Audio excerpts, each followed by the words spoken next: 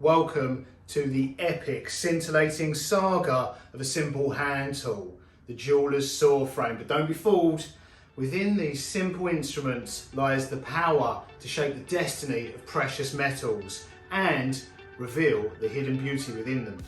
Today we voyage into the world of glimmering saw blades, steadfast saw frames and the lubricant that ensures their harmonious dance. We'll slice through the myths and the presumptions, revealing truths you never thought existed in the realm of saw frames. So hold on to your benches as we delve into the tips and tricks honed over centuries to wield this tool with precision, turning every slice into a masterpiece. Prepare for revelations, surprises and perhaps even an epiphany as you embark on the journey to discover the best saw frame in the world for you. So let's get ready to saw like you've never sawed before.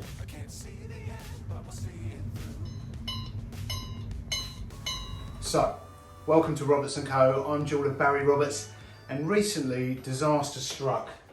I've managed to damage my favourite saw frame that I must have owned at least 10 years, possibly the best part of 20 years I've had this. I've managed to bend it. Which way? Look at that. Can you make that out? I've managed to bend it quite considerably. And the reason for that is the way you fit the blades, they work under tension. So you put the blade in, tighten one nut, press it on a work surface, and then tighten the other nut out. And I guess what you're supposed to do is press it in a straight line, and I've been doing that at an angle for about 10 years, and that's resulted in it bending. So I've gone online, they still sell the same make and model. They've changed the colour of the handle. I'm just hoping they haven't changed anything else because, yeah, like I said, it's my favourite saw frame and I don't want to have to learn to saw all over again. I was just getting the hang of this. I was occasionally blunting a blade before I broke it. But when I went online to order my new favourite saw frame, which we can take a look at in a moment, when I went online, now, although I was aware that over the years new fancy saw frames have become available, and over the years I've amassed quite the collection of them, I wasn't quite aware of how many makes and models were available now. A lot more than from back in the day when I was starting out. Back then you went to the jewellery tool shop and you were given one decision. Do you want it fixed or an adjustable? And that's not to say there wasn't variations of these in terms of make, quality, and even size. You could get some deep frame versions of them, you still can. But that was the simple choice, and now the choice is phenomenal, which is a good thing. It's great to have more choice. Some fancy saw frames like this one. However, the amount of choice now, and especially not just the variety, but the phenomenal range of prices could easily be overwhelming if you're just starting out, and quite frankly confusing, because I saw the cheapest one of these I saw was £3. I'm not sure how good the £3 one is, but it's out there. Most of the standard jewellers saw frames from reputable retailers selling reputable manufacturers versions of these were here in the UK between £10 and £30. The fancy ones were in £100. There's quite a lot in the £100 region. There were some titanium versions of this, or ones that certainly looked as cool as this, and they were between £200 and almost £300. And I did see one, I didn't look too closely because it was over £800. So yeah, the price variations are as equally phenomenal as the variety. So I thought it would be worth having a look, as I've got a collection of them and I've used many of them. We could have a look at jewellers' piercing saw frames, go over the pros and cons of the different makes and models, have a chat about saw blades, whether you should or should not use the waxes. I've got some waxes, oils and lubricants. Beeswaxes are a popular choice, which come in a variety of shapes that you can stick on your bench. So we can discuss those. Maybe I can give you some hints and tips on using these, as I've been doing it quite a while. And we can take a look at my new favourite saw frame, and see if it's still my favourite saw frame. But I guess we should start with the standard and most popular jeweller's saw frames before we look at the fancy ones, which are these. This, the adjustable, is the traditional jeweller's saw, and it's often said, I've seen it said quite a number of times, that the reason these are adjustable is so you can use broken blades.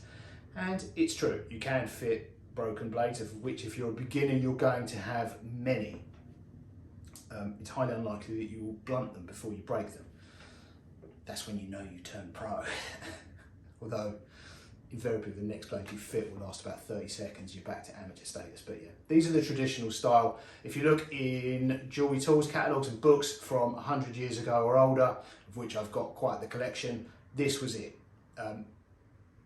They came in various qualities, and even back then the tension adjusters, which are apparently a new thing, you could get these with them in the form of a wing nut on the end, and some of the fancy ones have micro adjusters here. But if you want the traditional jewellery making experience, you want one of these. And the reason these were adjustable is not so you could use broken blades, it's because back in the day, jewellers' piercing saw blades were not as uniform in length as they are today. Even when I was starting out, there were German, the Swiss ones were always, the Swiss made ones were always considered the better quality. Germans were second, and then everyone else was, everyone else was just, that was the rubbish.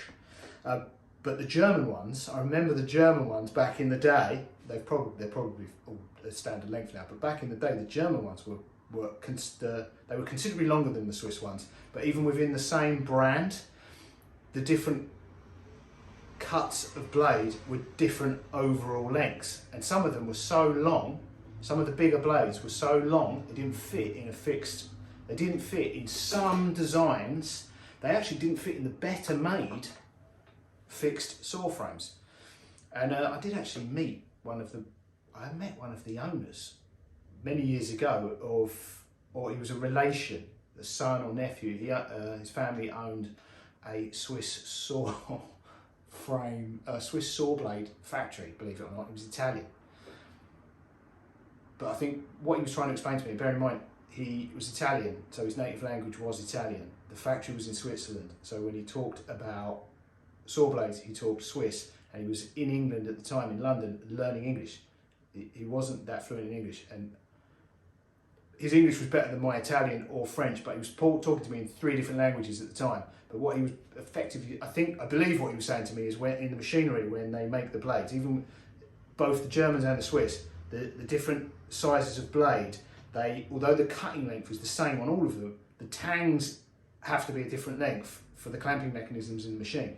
So when they've made the blade, they are all different lengths, but the Swiss had perfected a way of then making them uniform length, which up until that point the Germans hadn't bothered, because it's not that they hadn't bothered. I think what he was saying to me, it's a very challenging process, or it's just time consuming and adds expense to the blades, but the Swiss ones always were more expensive. So anyway, it's a rather long and boring story, but yeah, the reason these are adjustable is up until recent decades, saw blades were not as uniform in length as they are today. So coping saws and fret saws, the frames have always been available, but historically they were not suitable for jewellers because the blades didn't fit. The blades that would have fitted in these at the time were pinned and considerably heavier. But that's not a problem anymore. What I would say about it, we'll take a closer look at these and go over the pros and cons of these. Now, although this might sound odd, although my favourite saw frame is a fixed style, we'll go into this in detail later. The reason I like these is actually not the frame or the handle, it's the way the blades are fitted. These are so quick and easy to change the blades, of which it's a process you'll need to do many times. When it comes to these, these in theory are quicker. It's quicker to change the blades than it is on these. However, my personal preference, if you're going to get basic wing nut style nut and bolt, I do actually personally prefer these, and I just prefer the way the blades fit, and that's kind of more aesthetic than practical, because they both work. These are tried and tested. These have been used by jewelers for centuries. These for decades, so they're tried and tested. Both, as long as you get a good quality one, they both work equally well. But with these, you undo the nuts, lay the blade and get it roughly right, and then like that. Loosen this, and you're getting tension by doing that. Because the blade's already in, because you put the blade in and it's straight, it remains straight. And then if you get a fancy one with a tension adjusting wing nut, the blade just always looks straight in these. Whereas with these, I'm not very good at fitting the blade in a straight line, and it always, when I do, because you're only fastening the blade securely in one end, you're then applying pressure, which is obviously changing the geometry of the frame. So when you tighten this one up and let it go, I always end up with the tangs of the blade looking slightly wonky. And as I said, they work, but they never look right. But let's take a closer look at these. Pros and cons. Okay, for this, we're going to be using 18 karat yellow gold 2mm wide by 1mm thick oval or court profile wire. Just so happens the current project I'm working on, I need to replenish the stock of our 2 by 1mm court wedding bands. So we'll be using that wire. We make that in-house, and we have a fresh pack of velour Swiss made 2.0 saw blades. So we'll be using those, or we'll certainly be starting out with those. I think they'll be great for this size wire. So, fixed versus adjustable jeweler's saw frames. When it comes to creating intricate designs and delicate pieces, a jeweler's saw frame is an indispensable tool. They come in these two main types, fixed and adjustable. Both types of saw frames serve a similar purpose but offer different advantages and disadvantages. Understanding these can help you choose the one that suits your needs best. Fixed saw frames are, as the name suggests, non-adjustable. The length of the saw frame is fixed and cannot be altered. The pros of a fixed saw frame are strength and stability and ease of use. The cons of a fixed saw frame are limited flexibility. You cannot use shorter or broken parts of blades, and I have had packs of blades in certain sizes that are almost too short for a fixed frame. That makes them quite fiddly to fit securely. And in the past, I have had blades that were too long for some models of fixed frame. Adjustable saw frames, on the other hand, offer flexibility in terms of the length of saw blades they can accommodate. They can be adjusted to hold different sizes of blades, making them more versatile. So the pros of an adjustable saw frame are versatility, and if you have a project, I've never had one, but if you have a project that needs shorter blades, they're going to be suitable for those projects. The cons of an adjustable saw frame are complexity. Adjustable saw frames can be a bit more complex to use than fixed frames due to the additional steps involved in adjusting the frame size. And also, there is potential for reduced stability, especially over time. As they wear, they can develop a wobble. So, my conclusion about traditional style jewelers piercing saw frames are they both have advantages, disadvantages, pros and cons. I think if I was just starting out, I think go for traditional. And the reason I say that is, one, it's the traditional jeweler saw frame, and probably every jeweler should. It's a good place to start for every jeweler. But what I wouldn't do if you were starting out is attempt to use broken blades in it. It's a bit of a paradox, that one, because although it seems like a great idea for beginners because they're going to break a lot of blades, it's actually quite an advanced technique using short blades. When I'm cutting with a saw frame, regardless of what frame it is, I generally have two sort of grips for it. If I'm sawing in a straight line, I will hold it like so. And when you're trying to use short broken blades, it does work quite well holding it at an angle in a straight line like that, but you do tend to, it does seem to hit you've got such a short range of motion, the nuts tend to hit the piece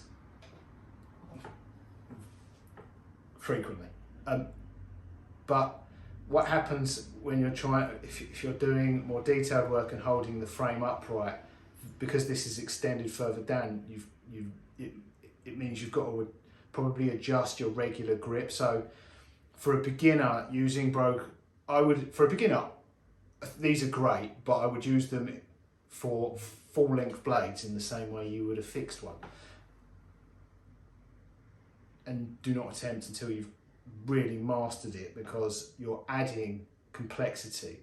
Because when you're beginning, what you're trying to learn is which everyone grips them too tight and they're quite tense, and it takes time to learn to get the muscle memory to really loosen your grip and relax doing it. You need to treat it more like everyone goes at it like a sprint and tries to get the job done, and that is why, because their grip's too tight and they're trying to push the blade through rather than let the blade do the work. Yeah, it's adding. You're changing the parameters. When you're trying to use shorter blades, you're then having to adapt your grip each time you change the length of the blade, and you're having to change the motion you're using. So yeah, beginners, that's my recommendation. And then get one of these. They're inexpensive. Start with that, learn the basics. It's going to take longer to fit the blades than these. When you've mastered the art of it, later on you'll be able to use this if you want to use broken blades. And then advance to the more modern fixed frame. Right, let's take a look at fancy high-end saw frames. So, high-end versus traditional saw frames. When selecting a jeweler saw frame, it's essential to consider all the available options. The market has a range of saw frames, from traditional, less expensive ones to high-end brands like the new concept ones we're using. But is it worth investing in these premium tools? Let's find out. The traditional jeweler saw frame is a time-tested tool that's been used by generations of jewelers. The traditional saw frames usually come in fixed or adjustable variants and are typically less expensive than their higher end counterparts. The pros of traditional ones are affordability and durability. The cons are limited features and the potential for inefficiency. High-end saw frames like the new concepts ones we have are designed with modern technology and features that aim to increase efficiency and comfort. The pros are advanced features, ergonomic design, precision and control. The cons are price. The advanced features and superior design of these frames come with a higher price tag, and it can be a significantly higher price tag. So, do you need to invest in a fancy high-end saw frame?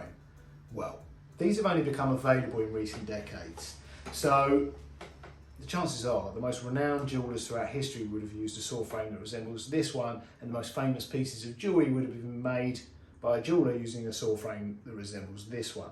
So the short answer is you don't necessarily need one. Are they an improvement?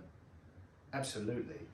The way the blades are fitted is the same or similar to that on my favourite saw frame, and that's why it's my favourite saw frame, because the blades are very quick and easy to replace, which will make you a more efficient jeweller. These are very lightweight compared to the traditional ones because they're made from more modern materials, which means you're going to get fatigued less frequently if you're doing a lot of sawing, which means you'll be taking less breaks. So again, these will make you a more efficient jeweller. They also look cool, so they're going to make you a cooler jeweller. Will they make your work better? Probably not, but they will make you quicker. All of those features would probably benefit beginners more than experienced jewellers, but unfortunately the high-end versions of even these ones, the titanium ones, probably cost more than an entire student toolkit. So they're out of reach, price-wise, of the people they would benefit the most. But yes, very cool to have. If you're doing a lot of sawing, definitely worth trying them out. If you're a beginner, probably out of your budget, and you're going to be you're going to be learning the same way we all learn on a traditional saw frame. Put it on the Christmas wish list. Right, I think it's time to check out my hopefully my new favourite saw frame. Okay, what I want to do is assemble this Grobay saw frame, hopefully my new favourite saw frame, take it for its maiden voyage, and then we'll discuss saw frame size selection and the use of lubricants like wax and oils, which you may have noticed I don't use, so we can discuss the pros and cons of that. But if I give you a little backstory why this is, or has been, or the previous version, this has been my my favourite saw frame. Back when I began, I think I mentioned this earlier, back when I was starting out many years ago, probably 20 years ago we're talking, you went to the jewellery tool shop and there were two choices: fixed frame or the very traditional adjustable ones. The adjustable ones have been used for centuries. The adjustable ones the adjustable ones have been used for centuries. The fixed ones have been around for decades for jewellers. And this came along, and these were revolutionary. They are super lightweight compared to the fixed ones of the time. If anything, the modern fixed ones have got lighter and thinner. So, but what was revolutionary about these was not that they were made out, I think they're possibly aluminium, I'm not sure what the construction is, but they were lighter weight than the fixed ones of the time. But what was revolutionary about these was the blade fitting and removal. These tubes, which unlike the wing nut versions, means you can put the blades in, they're straight every time, which you can't say about the wing nut variants, and so quick and easy compared to the wing nuts for fitting and removal.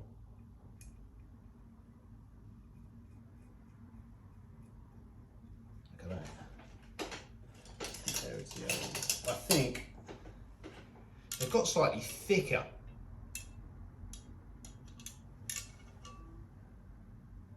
Feels same weight, but yeah, they've made the profile of them has changed in the last 20 years, but at least this one's straight. So yeah, they have slightly changed. Let's hope that doesn't affect it too much. What I also liked about them, these handles are plastic, feel slightly rubberized. There's a rubber type feel to them, but they are plastic. I also prefer the straight line of them. I actually prefer those to the curved wooden file handles that came on these. I just find it easier to put your finger in a straight line like that. If you're sawing a straight line, I just find that easier to control. But let's put the 2.0 blade in this and cut some gold.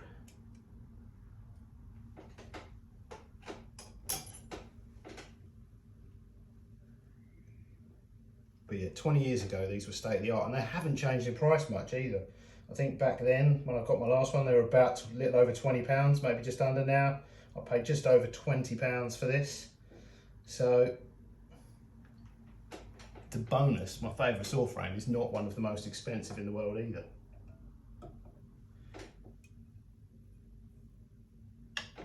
But this is how I bent the predecessor. To load up the blades, I've been putting pressure on it at an angle on the edge of the bench instead of in a straight line. Very easy to load up, very easy to get you can get way more tension on these, a lot easier than you can with the others. And because I don't use oils and waxes, I like a really tight blade.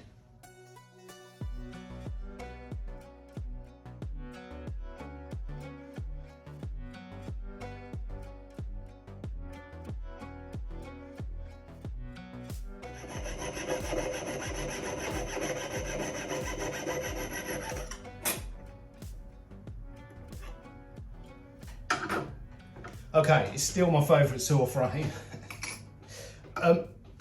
probably a lot of that's personal preference. It's what I'm used to. This one does feel the same as the previous one, even though the profile of the frames changed, altered slightly. So a lot of that's going to be down to personal preference. It's what I'm used to. However, the real game changer on these when they came out and still today is the ease of fitting and changing blades. Now the one complaint I've seen about these style, which would be, I'm presuming the new Concepts frame has a similar, albeit with tension adjustment on it, has a similar type fitting. The one complaint I do see about these is these filling up with gunk and not gripping properly. What people blame that on is metal filings. I've never had it happen. So what I'm presuming, I've been using these for 20 years. What I'm presuming is people using waxes and oils, this mixing with metal filings, ending up in there and gumming them up. The good news is you can take these apart and stick them in the Sonic. You can strip these to pieces. You can take them off. They're all just, I think they're actually the security type Allen keys. So yeah, you can take these apart, stick them in the Sonic, clean them out and go again. But if that is one of the drawbacks of using these. They can gum up this style of fitting. So you may be better off with wing nuts if you're using a lot of wax and oil. But yeah, this is great. Saw blade size selection we should talk about quickly. Now I got AI to remake the manufacturer's recommended minimum size requirements, which I'll put on a blog post about saw frames and saw blades linked to this video, related to this video. I'll make a saw frame and saw blade blog post on the Roberts & Co website, and I've asked AI to make a metric minimum thickness to teeth per millimeter or teeth per inch. So yeah, it's made a metric one in millimeter and an imperial one in inches for the Americans. And what the manufacturer's recommendations are effectively, they will vary slightly, but the theory is that you have at least 2, potentially 3 points of contact. So if you have 2 teeth in contact with the surface of the metal at all times, then 3 is even better. You get a smooth action of the saw frame. If you have less than 2, it's going to catch, and then when it catches, it's more like just sort of chatters up and down the metal. It's way more likely to break. So that's the theory there. I've never used the size charts, but they're a good place to start when you're starting out. And I think part of the art of learning to use a jeweler's saw is actually learning how to use the wrong size blades on the wrong thickness of metal, because the way I will invariably select a size, and I think this will probably be for many jewelers, is I pick the size. The job determines the size. So if I want to cut a piece of sheet, something like this, very quickly, I think that's about 3 mil thick. So if I want to cut straight lines very quickly, I'll use a very thick blade. You obviously get a thicker, more metals removed, so you get a thicker cut through, but I will use the thickest blade and get my hands on to cut very quickly in a straight line. However, the opposite, if I wanted to cut out very detailed, say a name pendant or a very detailed shape, for change of direction, I'd go the other way and use a very, very thin blade. Another thing that is good for varying size. So these T-bar pendants are a good example. That is a ring. That's one of these jump rings, effectively, or chain links. There's a flat one there on a rod of metal. Now these need to fit. These need to be a perfect fit on here. So when I'm first making these rings, I will run whatever blade is in the frame at the time through those rings and test it on a piece of this 3 mil rod. And if it's a bit loose, I will put a thicker blade in to remove more metal, make it a tighter fit. Conversely, if it's a bit tight, then I will put a thinner blade in to remove less metal and make it a better fit. So with experience, I tend to, plus most of the time when I pick this up, I'll try whatever blade's in there for the job I've got. And I won't remember that that's a 2.0, but I from experience I'll know that it's about, I'll know that it's 1.0, 2.0, 3.0. I'd be able to sort of guess that it's roughly in that region, and then either go thinner or go thicker. So yeah, I'm not saying you should dismiss the manufacturer's guidelines and those size charts. They're a good starting place, and also invariably, if you use those, you're going to learn why you're breaking blades, because you're you're breaking the manufacturer's guidelines often. However, like I say, with experience, what you're effectively learning to do is use blades that are too thick or are too thin for the thickness of metal you're using, which is why you're breaking so many blades to start with. And with practice, it is possible to cut 1mm round wire with a size 3 or 4 blade. It's not easy, but it's doable, and going the other way as well. Lubrication, I don't use it. However, that's not to say you shouldn't. It will, if you are to use this,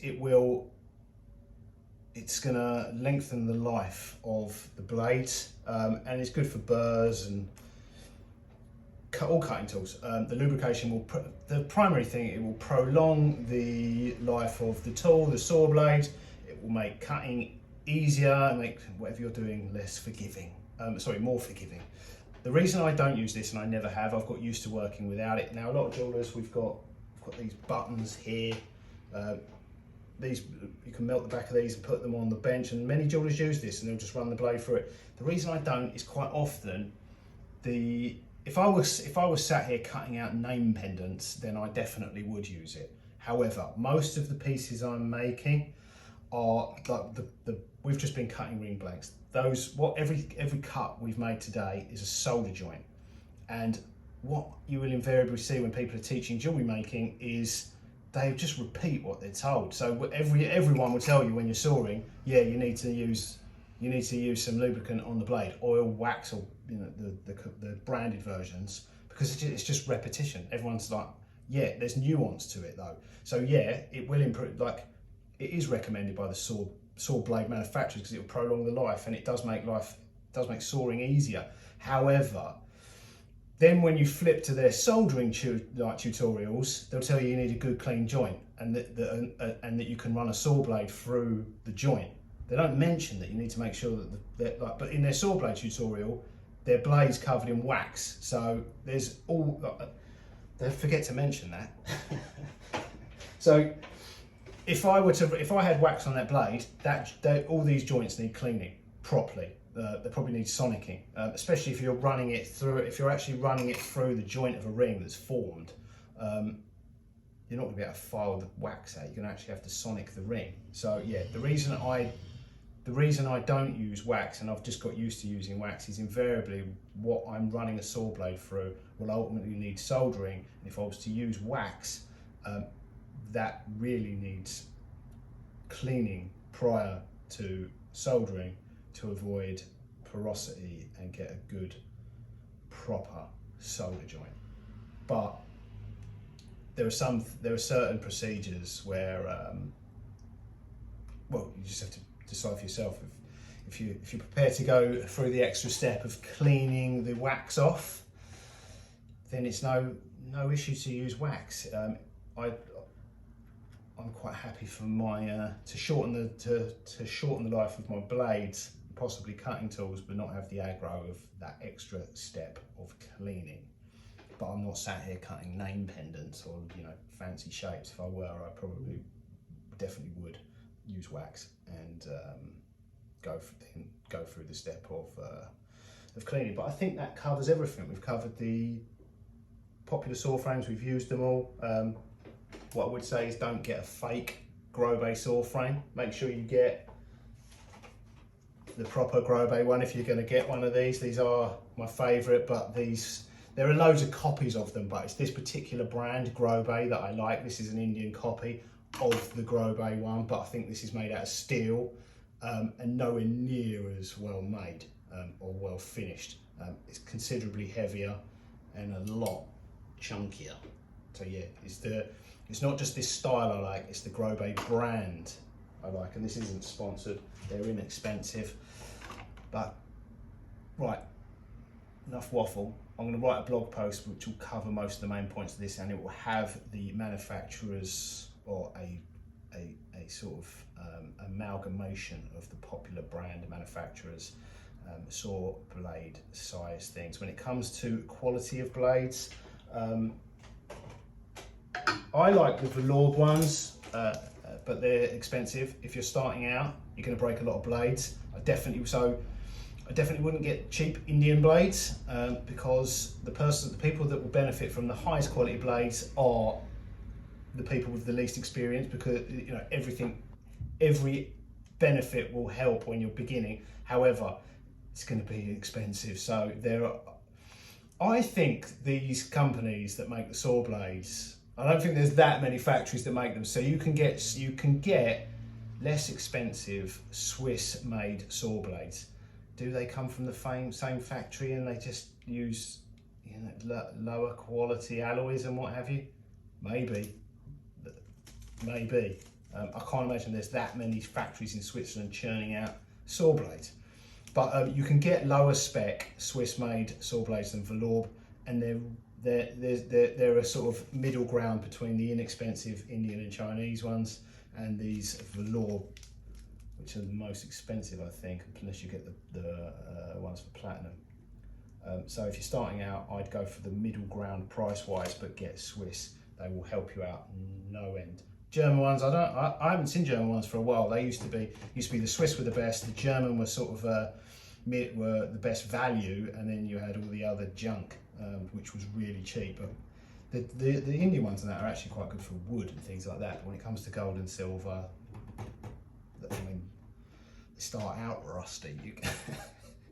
You definitely, if you start using some of the ones I've seen, you've got to clean after you've sawed, because you're going to put the oil and dirt through the joint or whatever you're cutting. But yeah, so when it comes to quality, I like velour, but get you'll have no problems with the more reasonably priced Swiss-made blades. So I think that's it. If there's anything I've forgotten, I will add it to the blog post on Roberts & Co.'s website. And any questions, comments below. And I'll see you in the next one. I'm just glad my Grobe saw frame is still my favourite saw frame. I'll see you next time. Toodles.